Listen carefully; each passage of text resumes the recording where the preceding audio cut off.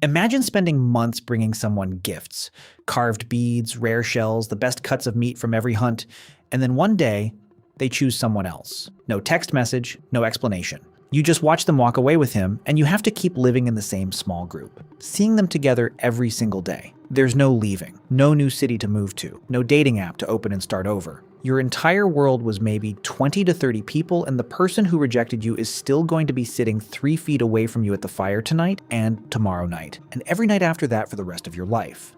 Today, heartbreak stings. You cry, you eat something you shouldn't, you send a text you regret, and eventually you move on. But for most of human history, being rejected by a partner wasn't just emotional. It could reshape the rest of your life. Here's why it hits so hard. Primatologists studying chimpanzees have documented something called social rejection stress specifically tied to failed mating attempts. When a chimp is rebuffed by a preferred partner, cortisol levels spike, the same stress hormone released during a physical attack. The body cannot tell the difference between romantic rejection and being hunted. In 2003, a psychologist named Naomi Eisenberger ran an experiment where participants were excluded during a simple game inside an MRI machine. The brain scans showed activity in the anterior cingulate cortex, the exact same region that activates during physical pain. Later studies specifically on romantic breakups found the same pattern. Not a similar region, the same one. Your brain quite literally does not distinguish between a broken heart and a broken bone. And here's where it gets really interesting. That overlap isn't a coincidence. For a pair bonding species like ours, losing a partner was historically one of the biggest disruptions to your survival odds. So evolution repurposed the alarm system built for physical injury and wired it to fire for romantic loss too. Heartbreak hurts on purpose. It's supposed to. Because a partner wasn't just companionship, they were a hunting ally, a co-parent, protection, and access to their entire extended family's resources and knowledge. If they chose someone else, you weren't just losing affection, you were losing infrastructure.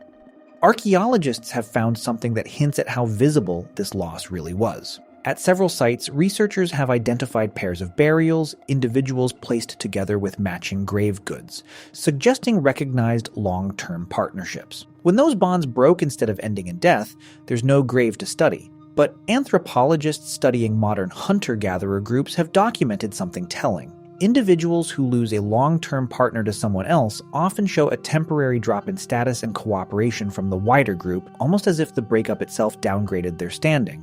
So what did people actually do about it? The evidence suggests something surprising. Elaborate repair behavior aimed specifically at romantic wounds. Among chimpanzees, researchers have documented consolation behavior, where other group members will specifically approach and groom an individual who's just been rejected by a preferred mate. It's not random comfort, it's targeted at the exact source of the distress. Which brings us to something almost nobody talks about: crying. Humans are the only primates that produce emotional tears. Not just tears from irritation, but tears specifically triggered by emotional distress. And heartbreak is one of the most reliable triggers there is. One leading theory is that emotional crying evolved as a visible, honest signal that couldn't be faked easily. A way of broadcasting, "I've lost my partner and I need support," to the group without saying a word. Tears may have kept rejected individuals from being fully abandoned during the exact moment they'd lost their closest ally.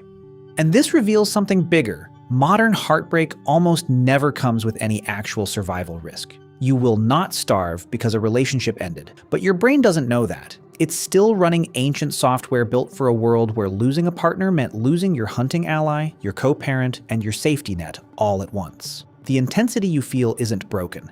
It's just outdated for the world you're currently living in.